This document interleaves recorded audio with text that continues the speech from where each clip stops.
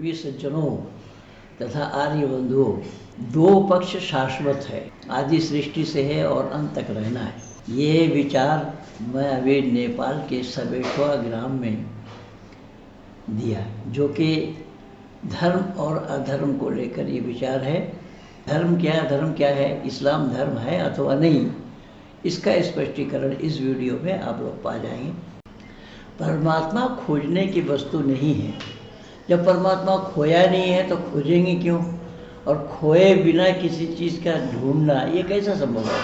परमात्मा को जानते नहीं है, ये अज्ञानता है। इसीलिए वेद में भी आया है, तज्जति तन्नयजति तद्दूरे तद्वंति के, अर्थात परमात्मा को जो खोजता है वो अज्ञानी है। ज्ञानी लोग कभी परमात्मा को खोजते नहीं है। इस विचार को ध्यान से सुनिए तो बहुत स्पष्टीकरण दिया गया है इसमें। पक्ष कितना बोला मैं? दो। थोड़ा बोली का समान हिलाइएगा, मुझे कष्ट मत दीजिए। पक्ष होता है दो, सीधा उल्टा, रात दिन, प्रकाश अंधकार, सत्य असत, ये सब पक्ष दो है। धर्म अधर्म ये सब पक्ष दो है। इसलिए धर्म क्या है पहले जानना पड़ेगा, फिर अधर्म को भी जान जाएंगे। क्योंकि एक बत्ती के जलाने से अंधकार का दूर किया जाना संभव है या नहीं? भाई, एक बत्ती जलाने से, लाइट को जलाने से अंधकार दूर होता है या नहीं? असत बात तो दुनिया सुना रही है, सत्य बात सुनाने वाले बहुत कम हैं। और सत्य बातों को जाने बिना असत का जानना भी संभव नहीं होगा। सत्य क्या है जब जान जाएंगे तो असत का भी पता लगेगा। इसीलिए मैं सत्य और असत दोनों चीज को लेकर के चल रहा हूँ। आप लोगों के दिल और दिमाग में कुछ बातों को भरना चाहता हूँ कि सच्चाई क्या है। मैंने बोला ये पक्ष दो होता है, एक सत्य है, दूसरा असत है। तो सत्य और असत, सत्य को जानना पड़ेगा तो असत का भी पता लगेगा।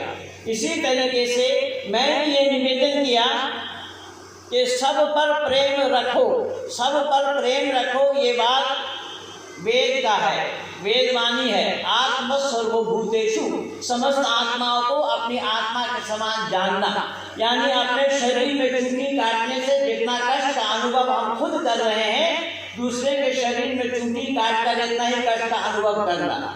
समझ में आ रही है बहने? समझ नहीं आपको? तो ये है वेद वाक्य, सब पर प्रेम रखो, तुम्हें परमात्मा मिलेंगे। तो इसका मतलब परमात्मा, प्रेम रखने से परमात्मा मिल जाएंगे। परमात्मा को जानने की आवश्यकता नहीं है। परमात्मा को पाने का तरीका क्या है, उसको बिना जाने ही प्रेम करने से परमात्मा मिल जाएंगे। वाह, अच्छा खेल है। अगर सबको प्रेम करने से परमात्मा मिल जाते होते तो फिर परमात्मा के लिए लोग कंधारों में, पहाड़ों में विचरण क्यों कर रहे हैं? सब परमात्मा को खोज रहे हैं, लेकिन जो खोज रहे हैं वो भी गलत है, क्योंकि परमात्मा खोने की वस्तु नहीं है। याद रखना, परमात्मा खोने की वस्तु नहीं है, परमात्मा को खोजने की आवश्यकता नहीं है। और कल मैं बोला भी था, परमात्मा को जो खोजता है उसका नाम है अज्ञानी। ज्ञानी कभी परमात्मा को खोजता नहीं है, क्योंकि ज्ञानी परमात्मा को खोता नहीं है, खोजने का सवाल ही नहीं है। और खोते तो तब है जब हम खो बैठते हैं। कोई चीज़ हमारी खो जाए तभी तो खोजेंगे, या चीज़ पहले सुरक्षित है तब भी खोजेंगे। क्या करेंगे आप लोग? खो जाने पर खोज। देखिए, इसीलिए मैं हाथ जोड़ रहा हूँ, आप लोगों से विनती कर रहा हूँ, नजदीक बुला रहा हूँ, ताकि हमारा आपके विचारों का विमर्श हो तो लोग सुनने वाले इसे लाभान्वित हो सके। इससे ये साफ पता लगा कि परमात्मा जानने की वस्तु है, पाने का नहीं। परमात्मा को बिना जाने पाया जाना संभव नहीं है। परमात्मा को पहले जानना पड़ेगा। तो परमात्मा को जाने बिना संभव नहीं होगा परमात्मा को पाना। जैसा आप लोगों को मैं देख रहा हूँ कि आप लोग मेरे से दूर बैठे हैं, थोड़ा मैं देख रहा हूँ आप लोग मेरे से थोड़ा दूर बैठे हैं, इसीलिए मैं अपने नज़दीक, अपने पास बुलाने का प्रयास किया। तो इसका मतलब मैं जान करके बुलाया या अनजान में बुलाया? जान करके। अगर जानेंगे नहीं तो काम तो होगा नहीं। जैसा ये माइक का स्विच बंद हो और मैं बोलने लगूँ तो भी बात बनेगी नहीं, माइक का स्विच ऑन करना पड़ेगा। और माइक का स्विच कहीं वहाँ से सप्लाई से डिस्कनेक्ट है तो यहाँ ऑन करने से भी नहीं होगा, भाई साहब से कहना पड़ेगा कि उसको ऑन करिए। तो ये जान करके करेंगे या बिना जाने होगा? बिना जाने कोई काम नहीं होगा, इतना जरूर जान लीजिए, बिना जाने कोई काम नहीं होगा। किसी भी काम को करने के लिए उसकी जानकारी जरूरी है। जैसे माताएं, ये आप लोगों के लिए बोलता हूँ, हलवा बनाने के लिए कौन कौन सामान चाहिए? ये आप लोगों का विभाग है। हलवा बनाने के लिए क्या क्या चाहिए? अरे घी चाहिए, सूजी चाहिए, चीनी चाहिए, आग चाहिए और पानी चाहिए। एक तो 5 चीज तो है, सूजी, घी, चीनी, आग और पानी, यही चाहिए ना 5 चीज। तो 5 चीज के मिलाने पर सूजी का हलवा बनेगा। लेकिन हलवा बनाने का अगर तरीका माँ को ना आवे, एक बहन सूजी बनाना जानती नहीं है तो हलवा नहीं बनेगा, गोबर बन के आएगा। ठीक है कि गलत है? ठीक है। यानी प्रिपरेशन पहले जानना चाहिए ना कि सूजी को पहले भूनना पड़ेगा, उसके बाद घी डालना होगा, घी को गर्म करके फिर सूजी को डालने पड़ेंगे। फिर चीनी कितना मात्रा में चाहिए, जितना मात्रा में चीनी चाहिए उतना मात्रा में डालना पड़ेगा। उससे ज़्यादा डाले तो खाना मुश्किल, कम डाले तो भी खाना मुश्किल। सही बोल रहा हूँ या झूठ बोल रहा हूँ? सही।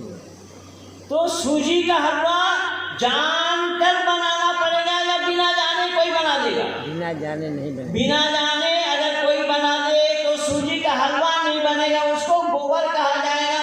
कि क्या गोबर बना करके ले आए, खाया नहीं जा रहा है। चीनी ज़्यादा हो जाए तो भी खाया नहीं जाएगा, चीनी कम हो जाए तो भी स्वाद नहीं आएगा। इसका मतलब हलवा बनाने के लिए भी जानकारी हो रही है कि नहीं? तो केवल हलवा नहीं, कोई भी चीज को हम बनाते हैं तो बनाने से पहले हमें उसकी जानकारी अवश्य चाहिए।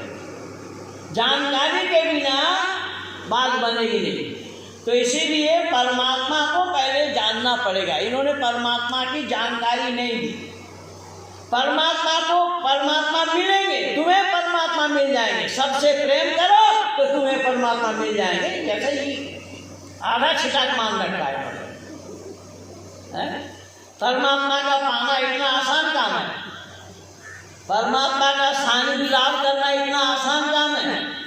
पा जाएंगे, सब किससे प्रेम करेंगे तो परमात्मा मिल जाएंगे, इतना आसान नहीं है। अगला शब्द इन्होंने लिखा है, अनंत श्री समलंकृत परम्बा शक्ति शक्तिपीठ पीठेश्वर स्वामी शक्ति शरणानंद जी महाराज उपाख्या चंचल बाबा अंबिका नगर मोतिहारी का आशीर्वाद। अब देखिए, एक अंबिका फंबिका चंचल मंचल करके कहाँ जा करके मोतिहारी में टिक गए। और मोतिहारी बाबा के आशीर्वाद से ही परमात्मा मिलेगी। तो मोतिहारी बाबा के आशीर्वाद से अगर परमात्मा मिलेंगे तो इतना लिखने का क्या काम था? सबसे प्रेम करो, ये बात तो झूठी हो गई। फिर अगर चंचल बाबा या निश्चल बाबा या छत्रबट बाबा जो शक्ति स्वामी शक्ति शरणानंद जी महाराज हैं, अगर उनके सानिध्य पाने से परमात्मा मिल जाएगा तो फिर सबसे प्रेम करो, ये बात सार्थक है या निरर्थक है? बंधुओं, निरर्थक है।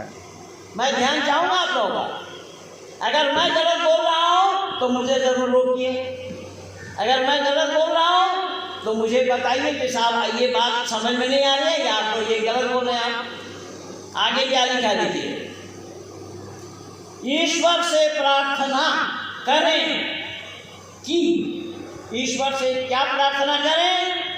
मुझे गलत मार्ग की ओर बढ़ने की प्रेरित ना करें। अब देखिए कितनी मूर्खता और उल्लूपना की बात की है। परमात्मा किसी को गलत रास्ते पे चलने का प्रेरणा देता है? अरे वो परमात्मा नहीं होगा, दूसरा कोई वस्तु बन जाएगा। परमात्मा का काम ही नहीं है ये किसी को गलत रास्ते पे प्रेरणा देना। मूर्ख लोग किस तरीके से दुनिया को पागल बनाने लगे हैं, देखिएगा। परमात्मा के बारे में कुछ जानकारी है ही नहीं है। परमात्मा के बारे में ये बता रहे हैं कि क्या मुझे गलत मार्ग की ओर बढ़ने की प्रेरणा ना करें। कि किससे बोल रहे हैं? ईश्वर से। क्या ईश्वर किसी को गलत प्रेरणा देता है? गलत रास्ते में चलाता है? गलत रास्ते में चलाता क्यों नहीं है तो मैं बता देता हूँ। ओम भूर्भुवस्सुवः तत्सवितुर्वरेण्यं भर्गो देवस्य धीमहि धियो यो न प्रचोदयात्। ये गायत्री मंत्र में बोला ना, गायत्री मंत्र में बोला, मैं बोला था आप लोगों को पहले भी। परमात्मा से हम प्रार्थना कर रहे हैं, तत्सवितुर्वरेण्यं, तुझको वरण किया इसलिए तू हमें दे, प्रेरित कर। क्या काहे का प्रेरणा दे? ऐ परमात्मा तू हमें बुद्धि दे, तू हमें विद्या दे। विद्या और बुद्धि दोनों बातों से मानव जीवन का सफल बनाया जाना संभव होगा। अगर विद्या है बुद्धि नहीं तो बात बनेगी नहीं। अगर केवल बुद्धि है विद्या नहीं तो बात बनेगी नहीं। विद्या और बुद्धि दोनों चाहिए, इसलिए परमात्मा से मांग की गई। क्या दे? विद्या और बुद्धि, क्योंकि विद्या और बुद्धि दोनों से ही मानव जीवन को सफल बनाया जाना संभव है। मैं बहुत पहले की बात बताऊं आप लोगों को, जब इंदिरा गांधी भारत के प्रधानमंत्री थी। बेटा मेरा थोड़ा घुमा लीजिए। रांची में मेरा कार्यक्रम था। इंदिरा गांधी रांची में जो पागल खाना है, एक पुरुषों के लिए एक महिलाओं के लिए, उन पागल खाना का निरीक्षण करने के लिए आए। कौन निरीक्षण करने के लिए आई?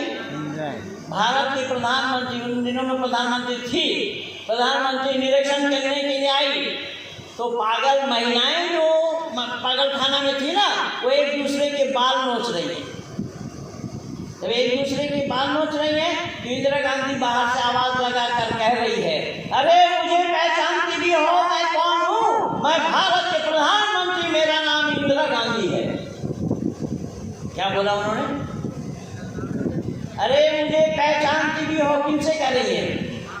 पागल महिलाओं से। पागल महिलाओं से कह रही है, अरे मुझे पहचानती भी हो, मैं कौन हूँ? मैं भारत की प्रधानमंत्री, मेरा नाम इंदिरा गांधी है। तो अंदर से एक पागल महिला कह रही है, अरे दादा हम जब बाहर थे हम भी तो यही कहते थे। समझ में आई बात? एक पागल महिला क्या कह रही है कि हम जब बाहर थे ना, हम भी तो यही कहते थे, हम प्रधानमंत्री हैं। यानी इससे साफ पता चला उसका दिमागी संतुलन बिगड़ा हुआ है। दिमागी संतुलन अगर बिगड़ जाए तो मानव कहलाने का हकदार नहीं बनेगा। उसी मानव को पागल कहा जाएगा। पागल शब्द पंजाबी भाषा में है। पागल, गल को पा जाना, गल माने पा जाना, कि मैं पा जाना, मिल जाना, ये है। तो खैर इसको पागल कहा जाता है। दिमागी संतुलन जिसका बिगड़ जाए, चाहे अपना भाई क्यों ना हो, दिमागी संतुलन बिगड़ने पर उसको जंजीर से बांध करके पागल खाना में पहुंचाते हैं। है कि नहीं? सही है कि गलत है? दिमागी संतुलन बिगड़ जाने पर उसको पागल खाना पहुंचाया जाता है। तो ऐसे लोग पागल खाना में रहने लायक हैं। ये बाहर कैसे घूम रहे हैं मैं नहीं समझ पाया। ये ईश्वर को ही गलत मान रहे हैं। गलत मार्ग की ओर से बढ़ने की प्रेरणा न दे। गलत मार्ग की ओर परमात्मा किसी को भी प्रेरणा बढ़ने के लिए नहीं देता है। क्यों? कि वो काम परमात्मा का नहीं है, वो काम इन मूर्ख गुरुओं का है। ये गुरु नहीं है, गुरु है। हमारे भारत में अभी हुआ पिछले दिन, उन्नाव एक जिला है, लखनऊ से सटा हुआ। उन्नाव जिला में एक मंदिर है शोभन सरकार का। मंदिर के जो पुजारी, उस मंदिर के पुजारी ने ख्वाब देखा कि यहाँ पर धन गड़ा हुआ है, और वो उन्नाव की बात दिल्ली पहुँच गई। मनमोहन और सोनिया सरकार दोनों ने पहाड़ खोदने में लगा दिया। पहाड़ खोद लिया लेकिन चूहिया भी नहीं निकाल पाए। ये घटना सुने आप लोग? अरे प्रदीप जी सुनेंगे नहीं? हाँ सुनिए। ये 2014 की बात मैं कर रहा हूँ। लोकसभा का चुनाव था, चाहे नरेंद्र मोदी का मीटिंग था कानपुर में, उधर से लोग नदी पार करके आने ना पाए, इसके लिए वो षड्यंत्र रचा गया था। पहाड़ खोद करके मिट्टी इतना ऊंचा कर दिया कि रास्ता बंद। तो इसीलिए मैं निवेदन कर रहा हूँ कि मैं पूछना चाहता हूँ आप लोगों से कि वो महात्मा जो स्वप्न देखा कि यहाँ पर धन गड़ा हुआ है, वो स्वप्न रात में देखा या दिन में? रात में देखा। अकेले में देखा या पूरे परिवार को लेकर के देखा?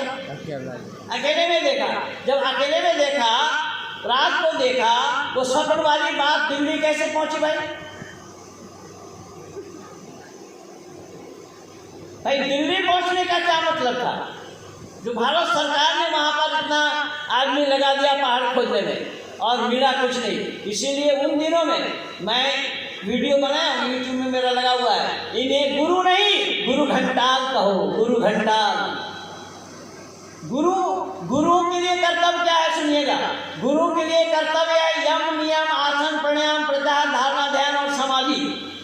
ये गुरुओं के लिए कर्तव्य है। लेकिन यहाँ के गुरुओं ने खाने पीने में अच्छी अच्छी चीज़ों को लिया, फल फ्रूट तो है ही, बकरी का दूध का सेवन किया, और जरूरत पड़ने पर सेविकाओं को सरसों का तेल का मालिश करवाते रहे, और फिर आवश्यकता हुई तो उन्हीं सेविकाओं को निर्वस्त्र करके अपने बिस्तर में भी लिटाते रहे। ये सब गुरुओं का काम है। और इसलिए गुरुओं का चिकित्सा कराकर अगर मैं रोग से मुक्ति दिला सकता हूँ तो भले ही ये भोगी बन सकते, पर योगी कदापि नहीं बने। योगी बनने के लिए यम नियम आसन प्राणायाम प्रत्याहार धारणा ध्यान समाधि को अपनाना पड़ेगा। इसके बगैर कोई योगी नहीं बन सकता है। इसलिए मैंने निवेदन किया, इन्हें गुरु नहीं, इन्हें गोरु कहा। गोरु हमारे यहाँ बैल को कहा जाता है, आपके नेपाल में भी बैल को ही गोरु कहा जाता है। ये गुरु नहीं, ये सब गोरु है, गोरु है, बैल है। ये क्या कह रहे हैं? हम किसी को धोखा ना दूं, किसी को धोखा ना दूं, ये अच्छी बात है। किसी को धोखा देना ये इंसान का काम नहीं है भाई। जो अच्छी बात है उसका मैं समर्थन करूँगा, और जो बात अच्छी नहीं है उसका मैं समर्थन नहीं करूँगा। मैं बोल करके बैठा। तीसरा नंबर लिखा है, प्रत्येक वर्ग एवं धर्म के प्रति एक समान विचार रखें। देखिए ये बात गलत है, क्योंकि धर्म एक होता है, धर्म अनेक होने का सवाल ही नहीं है। तो अनेक धर्म पर आप समान विचार कैसे रखेंगे? जरा विचार करिए अपने आप, अपने दिमाग में जोर डालिए। मैं परसों भी बताया था धर्म के ऊपर कि धर्म मानव मात्र के लिए एक होता है, धर्म अलग नहीं है। इस्लाम कोई धर्म का नाम नहीं है, हिंदू भी कोई धर्म का नाम नहीं है, और जैनी बौद्धी सिख ईसाई ये सब धर्म का नाम नहीं, ये सब मत है। मैं पहले ही बताया था आप लोगों को परसों।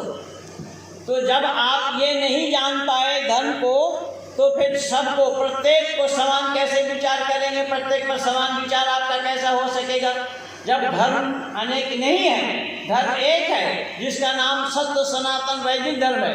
तो जब सत्य सनातन वैदिक धर्म को जाने बिना सबको धर्म कह देना ठीक होगा या गलत होगा? गलत होगा। गलत होगा। अब यहाँ गलत का प्रचार किया है। चौथा नंबर पे, ईश्वर भजन के प्रचार प्रसार के समय बीते। ईश्वर के भजन में, उसके प्रचार प्रसार में समय बीते, पर ईश्वर को जाने बिना उसके भी समय कैसे बिताएंगे? जिंदगी एक सफर है सुहाना, यहाँ कल क्या हो किसने जाना। उड़ली उड़ली उड़ली, वो बहुत पुराना गाना सुना था ना आप लोगों ने भी। तो अब ये गाना गा करके वो ईश्वर का भजन बोल रहा है, उसको कह रहा है ये ईश्वर का भजन है। क्या ईश्वर का भजन ये होगा? ईश्वर का भजन होना संभव है? ईश्वर का भजन क्या है पहले जानना पड़ेगा। उसको जाने बिना ईश्वर की भजन हो नहीं सकती। ईश्वर को आप जाने बिना उसकी भजन क्या करेंगे, कैसे करेंगे? इसलिए ये बात भी गलत है।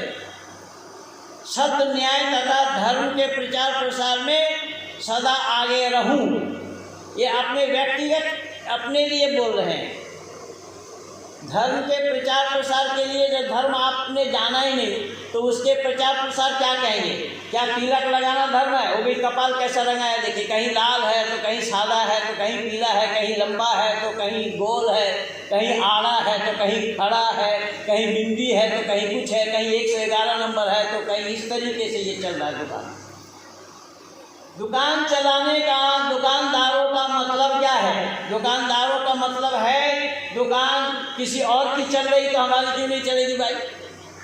ये सब दुकानदार लोग हैं, इसीलिए दुकान चला रहे हैं। दुकान किसी और की चल रही है तो हमारी भी चलनी चाहिए, हम भी चला देंगे। तो वही दुकान आपके सवेटवा में भी खुल गया है, ये दुकान आपके सवेटवा में भी खुल गया है। इसलिए मैंने निवेदन किया। 6ठा नंबर में है हरि भजन से जन्म मृत्यु के चक्र से मुक्ति हो जाऊं। अच्छा, हरि भजन से जन्म मृत्यु के चक्कर से मुक्ति हो जाऊं, ये अपने लिए भी कह रहा है। तो आप अपने लिए कर रहे हैं, इसको प्रचार करने का क्या मतलब? जब आप अपने लिए कह रहे हैं, अगर दुनिया वालों को कहते होते कि हरि भजन से जन्म मृत्यु के चक्कर से दुनिया वालों को मुक्ति पाना चाहिए, अगर ये बात होती तब तो हम समझ आती बात, या हम समझ जाते कि औरों के उत्थान के लिए बोल रहे हैं या अपने लिए ही बोल रहे हैं। अपने लिए कह रहे हैं कि हो जाऊं तो हो जाऊं। आपको किसने रोका? किसने? हरि के भजन के लिए आपको रोका किसने? हरि का भजन क्या है? हरि को तो जाना नहीं, हरि का भजन आप कर रहे हैं। हरि को जाने बिना उसका भजन कहाँ से करेंगे, कैसे करेंगे? और आप करिए ना, आपको किसने रोका? आपको जो मन करे सो करिए, रात में करिए, दिन में करिए, दोपहर में करिए, जब मन चाहे तब करिए। लेकिन हरि कौन है वो नहीं जान पाएंगे। मैं दावा के साथ कह रहा हूँ, एक सत्य सनातन वैदिक धर्म को छोड़कर, एक वैदिक मान्यता और वैदिक सिद्धांत को छोड़कर हरि को दुनिया वालों ने जानने का प्रयास नहीं किया।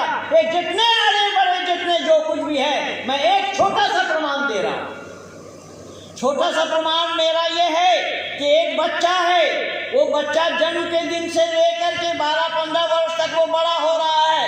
लेकिन मैं दुनिया वालों को चुनौती दे रहा हूँ, ये हरि के नाम से प्रचार करने वालों को मैं चुनौती दे रहा हूँ कि जो बच्चा जन्म के दिन से लेकर के 12-15 वर्ष तक वो बढ़ रहा है, वो बच्चा कब बड़ा हुआ, कितना बड़ा हुआ, कोई हरि का कहने वाला माई का लाल आकर के बताए कि हाँ बच्चा सुबह बड़ा हुआ, दोपहर बड़ा हुआ, शाम को बड़ा हुआ, रात्रि में बड़ा हुआ, खेलते में बड़ा हुआ, खाते पीते में बड़ा हुआ, नहाने धोने में बड़ा हुआ। कब बड़ा हुआ वो बच्चा, कोई माई का लाल बता कर दिखाए। समझ में आ रही है बात? ये मेरी खुली चुनौती है, कोई हरि का कहने वाला नहीं बता पाएगा। हैं? किसी के लिए बताया जाना संभव नहीं होगा कि वो बच्चा कब बड़ा हुआ। ये माताएं जो बच्चे को जन्म देती हैं, बच्चे को पाल रही हैं, वो माँ को भी नहीं पता कि माँ नहीं बता सकती वो बच्चा कब बड़ा हुआ। खिलाते पिलाते में बड़ा हुआ, खेलते समय बड़ा हुआ, नहाते समय बड़ा हुआ, सोते समय बड़ा हुआ, कब बड़ा हुआ माँ को भी नहीं पता। और पिता को तो पता होना संभव ही नहीं है, क्योंकि पिता ने तो छोड़ दिया, माँ को पालो तुम। पिता ने माँ को छोड़ दिया, तुम पालो। देखे ना बच्चा रात को पेशाब टट्टी करे ना तो ये डंडी उठाकर माँ को ही पकड़ा देते, संभालो भाई तुम अपना। ये पुरुष वर्ग के लोग की बात कर रहा हूँ मैं। पुरुष वर्ग के लोग इतने स्वार्थी हैं। मैंने निवेदन किया, वो माँ भी नहीं बता पाएगी वो बच्चा कब बड़ा हुआ, कितना बड़ा हुआ। ये हरी हरी चिल्लाने, हरी कहने वाले हों, हरी का बाप को बुलाए, हरी के दादा को बुलाए, किसी को भी चाहे जिसको बुलाए। मैं दावा के साथ कह रहा हूँ कि मैं अभी हूँ 2 दिन आपके नगर में, कोई आए तो सामने ला करके दिखा दीजिए उसको, वो बोले हाँ बच्चा इस समय इतना बड़ा हुआ। लेकिन एक बात है, आप एक कह सकते हैं कि हाँ उसका औसत निकालेंगे, जन्म के दिन से लेकर के जब तक बड़ा हुआ वो कितना बड़ा हुआ, हम उसका औसत निकालेंगे। औसत निकालेंगे तो कितना बड़ा हुआ ये तो बता पाएंगे, लेकिन किस समय बड़ा हुआ ये बताया जाना संभव नहीं है। समझ में आ रही है बात? कुछ कितना बड़ा हुआ बताया जाना किसी के लिए भी संभव नहीं है। सातवां नंबर लिख रहा है, युग के अनुसार धर्म पर चलते हुए अपने परिवार का भरण पोषण कर सकूं। भाई आपको किसने मना किया है? आप अपने परिवार का भरण पोषण करेंगे तो दूसरे का क्या भला होगा? आप अपने लिए कर सकूं, आप अपने लिए कर रहे हैं, अपने लिए कह रहे हैं तो आप करिए ना। कौन आपको रोक रखा है कि आप अपना बच्चों का भरण पोषण मत करो? किसी ने ये तो नहीं बोला। तो कर सकूं का क्या मतलब है? अगर दुनिया वालों को उपदेश देना था तो दुनिया वालों को ये उपदेश देते युग के अनुसार, जबकि युग के अनुसार नहीं, युग को ये जानते नहीं है। एक चुनौती मैं और दे रहा हूँ, युग को ये जानते ही नहीं है कि युग एक शेड्यूल पीरियड का नाम है। ये लोग बोल रहे हैं कि कलयुग है, कलयुग है। 4,32,000 वर्ष का नाम कलयुग है और इसका डबल द्वापर, इसका डबल त्रेता, इसका डबल सत, ये एक पीरियड का नाम है, एक समय, शेड्यूल टाइम का नाम है। और ये कली को दोष दे रहे हैं। कली कोई दोषी नहीं है, कली युग तो एक जड़ है, जड़ में ताकत नहीं है किसी को बदलने का। हाँ, युग को बदलने वाले का नाम इंसान है। जो युग को बदल दे उसका नाम इंसान है। अब ये दोष दे रहे हैं युग पर। परिवार को चलाएं, परिवार को चला सकूं तो भरण पोषण कर सकूं, तो भरण पोषण करने के लिए आपको मनाही नहीं है। आप बेशक कीजिए, शौक से कीजिए, खूब कीजिए। 8वां नंबर में लिखा है, कुलसित समाज की संगति भी अच्छे हो जाएं। कुलसित समाज की संगति भी अच्छे हो जाएं। क्या लिखने से हो जाएगा? भाई आप लोगों से मैं पूछ रहा हूँ, ये लिख करके प्रचार करने से समाज की कुसंगति अपने आप ठीक हो जाएंगे हैं? तो उसका प्रयास कौन कर रहा है? कुसंगति से छुटकारा दिलाने के लिए कि यार ये समाज का कार्य, कभी नीचे जा करके खा सके। आर्य समाज का कार्यक्रम तो इसीलिए हो रहा है, आर्य समाज का कार्यक्रम इसीलिए हो रहा है कि लोगों को पाप के बारे में जानकारी करा दिया जाए कि ये पाप है, और लोग ये जान जाएं पाप करेंगे तो फल भुगतना पड़ेगा। लेकिन ये कागज पर्चा बांटने से कुसंगति मिटना संभव है क्या? कुसंगति का मिटना संभव है पर्चा बांटने से? तो प्रयास करना पड़ेगा ना। तो प्रयास कौन कर रहा है? कागज बांट करके प्रयास कर रहे हैं आप। केवल इतना ही नहीं, 9वां नंबर में लिखा है, मानव समाज में अच्छे कर्म, सत्कर्म से सिद्धांत पर आगे बढ़ूं। भाई ये आपको किसने रोक रखा है? किसी ने रस्सी में बांध रखा है आपको, या जंजीर में जकड़ रखा है? आपको किसने मना किया? आप करिए ना, अपने मन से करिए, जो मन में आवे सो करिए। आप नाचिए, गाइए, खूब करिए, कौन रोक रहा है? आप अपने लिए दुनिया वालों का भला कहाँ कर रहे हैं? आप दुनिया वालों को प्रेरित करें ना अच्छाई की तरफ, तब ना बात है। यहाँ आपने अपने लिए लिखा है। फिर आगे अंतिम में आया है, स्वामी जी महाराज की सहमति से मानव विश्व कल्याण गौतम सत्संग समिति द्वारा प्रकाशित एवं वितरित सदगुरु चरण अनुरागी गौरी शंकर गौतम अपनाओ। गौरी शंकर गौतम को अपनाना पड़ेगा। त्याग, धर्म, संतोष। अब ये आपके गांव में हो रहा है, मानव विश्व कल्याण गौतम सत्संग समिति सवेठवा नेपाल। अब इसमें जो प्रचार किया है उसमें दुनिया वालों का भलाई है या अपने भलाई के लिए किया है, कहा है, बताया है? जरा ये बताइए। मैं पूरा पर्चा पढ़ करके आप लोगों को सुनाया। इस पर्चे में समाज कल्याण की कौन सी बात है? अपने भलाई भी नहीं, वो करूं चलूं, ये सब है। तो आप अपने लिए करिए ना। आपको किसने रोका है क्या? आपको जब कोई रोकेगा तब आप कर सकते हैं। जब आपको किसी ने रोका नहीं तो आप चलिए, आप क्या करेंगे, आप नहीं करेंगे, वो तो आपके ऊपर निर्भर कर रहा है। आपको किसने बोला कि चांद में डेरा मत डालिए? और चांद में डेरा डालने से पहले दुनिया में रहने का सलीका तो आ जाए आपको। दुनिया में रहने से सीखें आप, पहले दुनिया में रहना आपने सीखा ही नहीं और चांद में डेरा डाल रहे हैं। ये बेकार और फजूल की बातें हैं। इसलिए बंधु मैं निवेदन कर रहा हूँ कि आज समाज त्रस्त है, मानव समाज को पागल बनाया जा रहा है इन गुरुडम के माध्यम से। इसलिए मैंने निवेदन किया, देखिए कि जरा विचार कहाँ तक सही है। ये पक्ष दो होते हैं, भाई जाना हो जाइए वहाँ खड़े खड़े अंगड़ाई ले रही।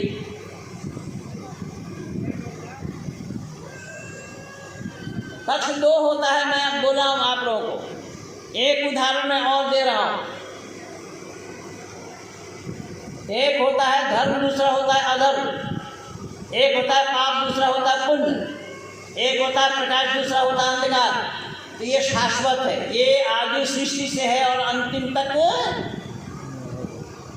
चलती रहेगी। इसमें कोई परिवर्तन नहीं आया है, ना किसी के लिए लाना संभव होगा। ये ईश्वर प्रदत्त है। इसलिए धर्मात्मा का काम क्या है? धर्मात्मा का काम क्या है भाई? एक है धर्मात्मा तो दूसरा है दुरात्मा। तो धर्मात्मा का काम क्या है? धर्म उपदेश देना, दुनिया वालों को धर्म के बारे में उपदेश करना, धर्म के रास्ते में चलने के लिए प्रेरित करना, धर्म क्या है उसको समझाना, उसके दिल और दिमाग में बिठाना, ये धर्मात्मा का काम है। और दुरात्मा का काम क्या है भाई? दुरात्मा का काम क्या है? उसको रोकना। दुरात्मा का काम उसको रोकना। तो एक बार की बात है कि एक धर्मात्मा कहीं उपदेश देने के लिए जा रहे थे किसी गांव में, दूसरे गांव में। पैदल का रास्ता था, पैदल पैदल वो चल रहे थे। तो धर्मात्मा ने देखा, एक आवाज़ सुनी, पीछे से किसी ने आवाज़ लगाई, धर्मात्मा मुझे बचा लो। धर्मात्मा ने देखा, पीछे मुड़ करके कोई दिखाई नहीं पड़ा, पर आवाज़ किसने लगाई? तो वो पीछे सामने जाने के बजाय, आगे जाने के बजाय पीछे हटने लगे। पीछे हट करके देखा कि सड़क के किनारे एक आदमी लहूलुहान अवस्था में पड़ा है, छत अवस्था में पड़ा है, लहूलुहान। देख करके डर गया धर्मात्मा कि चोर दस्यु डाकू होगा कोई। मानना चाहा, मरा नहीं, मैं जाऊं तो कहीं आरोप मुझ पर न लगे। वो देख कर पिछोड़ कर जाने लगे। फिर उसी ने बोला कि धर्मात्मा मुझे बचा लो, मैं तुम्हारा छोटा भाई हूँ। अब धर्मात्मा में कौतूहल पैदा हुआ कि मेरा कोई भाई नहीं और ये कह रहा मैं तुम्हारा छोटा भाई हूँ और इस दशा में है, ये आखिर है क्या, बात क्या है? उसके पास चले गए। उसके पास जा करके धर्मात्मा ने कहा कि भाई तुम कौन हो, वो तो बताओ तो मैं तुम्हें बचाऊं।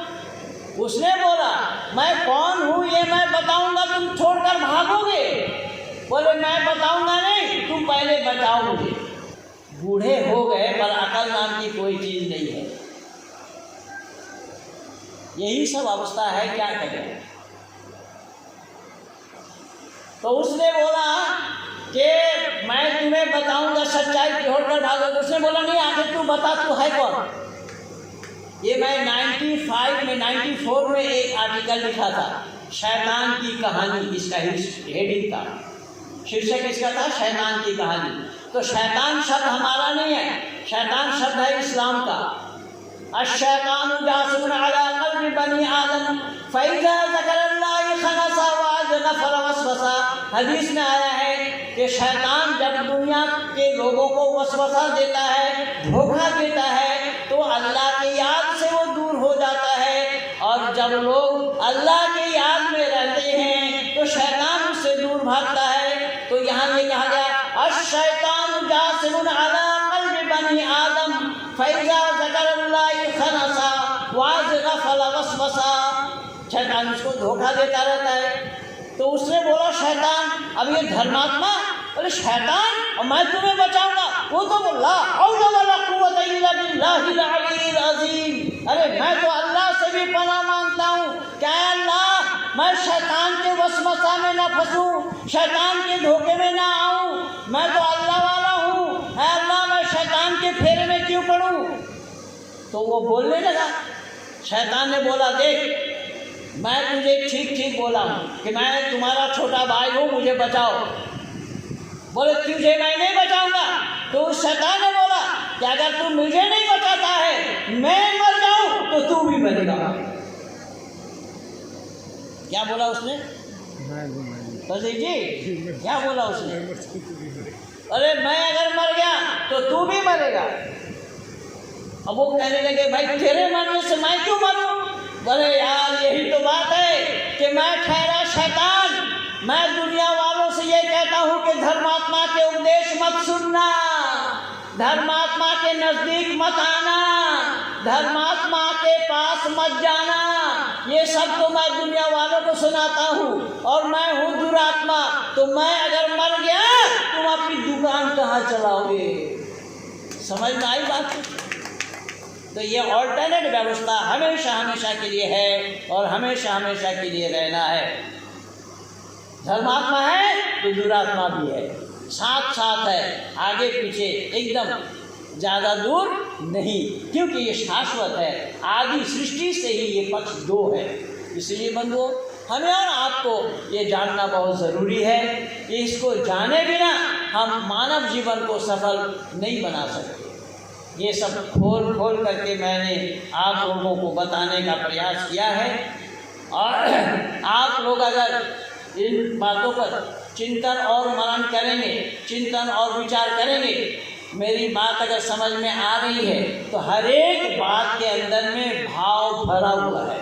वो आपके जीवन को बनाने के लिए वो रास्ता है।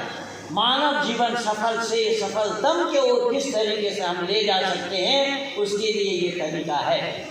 ये तरीका अगर हम अपनाते हैं, तद अनुसार हम आचरण करते हैं, अपने जीवन को बनाने का, सफल बनाने का प्रयास करते हैं, सफल से सफलतम बनाने की ओर ले जाते हैं, तभी बात बनेगी। ले जाऊं अगर आप अपने लिए बोल रहे हैं तो दूसरे का भला उससे होने वाला नहीं है। दूसरे का कल्याण करना, मानव समाज का कल्याण करना, ऋषि दयानंद के आर्य समाज के छठा नियम में ऋषि लिखते हैं, संसार का उपकार करना इस समाज का मुख्य उद्देश्य है। शारीरिक, आत्मिक और सामाजिक उन्नति करना, यानी संसार का उपकार करना। लोग अपने घर का उपकार करना चाहते हैं, लोग अपने परिवार का उपकार करना चाहते हैं, अपने देश का उपकार करना चाहते हैं, लेकिन ऋषि दयानंद कह रहे हैं संसार का उपकार करना इस समाज का, किस समाज का? आर्य समाज का मुख्य उद्देश्य है। शारीरिक, आत्मिक और सामाजिक उन्नति करना। समाज के उत्थान के लिए पहले आपका शरीर ठीक रहना पड़ेगा। अगर आपके शरीर ठीक है, शरीर अस्वस्थ नहीं है, तो समाज का कल्याण कर पाएंगे। और शरीर कहीं अस्वस्थ है तो समाज का कल्याण नहीं हो पाएगा। अस्वस्थ शरीर के द्वारा समाज का कल्याण होना संभव नहीं है। पहले शारीरिक उन्नति है, उसके बाद आत्मिक उन्नति, फिर उसके बाद सामाजिक उन्नति। यानी शरीर और आत्मा आपके ठीक हो तभी आप समाज में जा पाएंगे। अगर मैं अस्वस्थ होता तो मैं दिल्ली से चलकर यहाँ आ पाता क्या? पूछ रहा हूँ आप लोगों से। मैं अस्वस्थ होता तो चल करके आ नहीं पाता। इसीलिए हमें पहले स्वस्थ रहना है। पहले शारीरिक स्वस्थता चाहिए, आत्मिक स्वस्थता चाहिए, तभी हम समाज की कल्याण कर पाएंगे। केवल यही तकलीफ, परेशानी क्या है इस बूढ़े को? इसको क्या परेशानी है भाई? ये कल भी ऐसा ही किया था।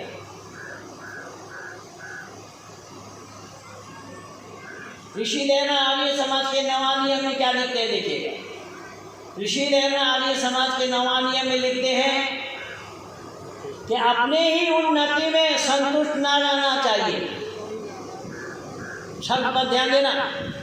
ऋषि दयानंद लिखते हैं अपनी ही उन्नति में संतुष्ट न रहना चाहिए, किंतु सबकी उन्नति में अपनी उन्नति समझनी चाहिए।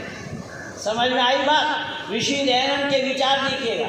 ऋषि दयानंद कह रहे हैं अपनी उन्नति में उन्नति नहीं है, समाज की उन्नति में अपनी उन्नति है। संसार का उपकार करो, इसमें रखूं, बैठूं, चलूं, ये अपने लिए है तो वो सामाजिक उन्नति उसमें नहीं है। सामाजिक उन्नति किए बिना मानव समाज का उत्थान होने वाला नहीं है। तो मैं और अतिक्रमण न करता हुआ चाहूँगा कि यहीं पर ही वाणी को विराम दिया जाए।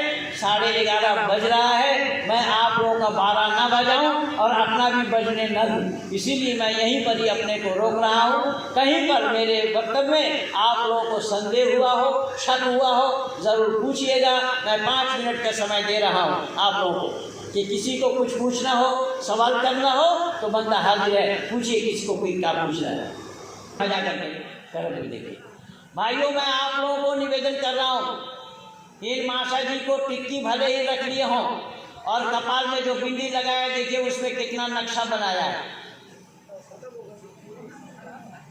ये कह रहे हैं कि समाज कहाँ से कहाँ जा रहा है, समाज जहाँ था वही है, समाज कहीं नहीं गया है। समाज में आप जैसे लोगों के द्वारा समाज की अवनति हुई है। अब समाज की उन्नति आ रही है। समाज की उन्नति में आप लोगों को बता दूं कि मेरे जैसे इस्लाम में जन्म लेने वाले हाफिज, मौलाना, मुफ्ती जो आज आर्य समाज के प्रचारक हैं, मौलाना महबूब अली आज पंडित महेंद्र पाल आर्य है, ये ऋषि दयानंद ने बनाया है। कोई है दुनिया में माई का लाल जहां किसी मौलाना को पंडित बनाया हो? आओ सामने आओ। बकवास तो मैं सुनता नहीं हूँ। 39 साल हो गया मुझे प्रचार करते हुए। परमात्मा की असीम अनुकंपा है। देश विदेश में घूमता हूँ, France, Germany, Belgium, Denmark, England, Holland, ये सारा देश में मेरा प्रचार है। आज परमात्मा की असीम अनुकंपा है कि 1,60,000 लोग मेरे साथ इंटरनेट पे काम कर रहे हैं। ये कम बात है। और यही तो ऋषि दयानंद की देन है। ऋषि दयानंद ने यही सिखाया है। और इसलिए सच वही है जो सर पर चढ़कर बोलता है, ये सच्चाई है। इसलिए बंधुओं, मैं निवेदन कर रहा हूँ कि केवल इतना ही नहीं, मैंने ऐसे पादरियों को मैं आपके धर्म में मिलाया हूँ। सारा यूट्यूब में लगा हुआ है, देख लीजिएगा। मुझे करोड़ों रुपया ऑफर किया, 50,000 करोड़ रुपया का ऑफर किया है कि आप आ जाओ हमारे धर्म का प्रचार करो।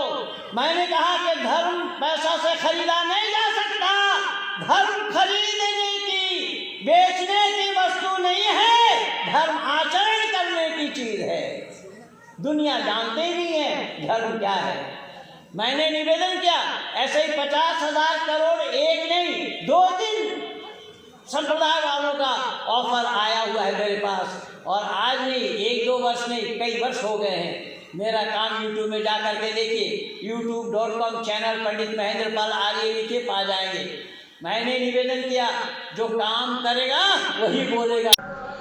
दुनिया में सच्चाई जो है वो एक ही है, अद्वितीय है। इस सच्चाई को जानना बहुत ज़रूरी है। और परमात्मा को जाने बिना कोई परमात्मा को पा जाए, ये संभव कहाँ है।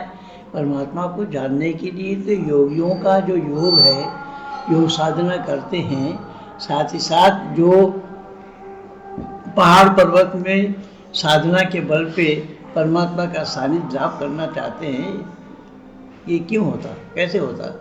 इसलिए परमात्मा जानने की वस्तु है। परमात्मा को जाने बिना कोई परमात्मा को पा नहीं सकता। नमाज से परमात्मा को पाया जाना संभव नहीं है, और ना पूजा से परमात्मा को जाना जाना संभव है। ये सब बेकार और फजूल की बातें हैं।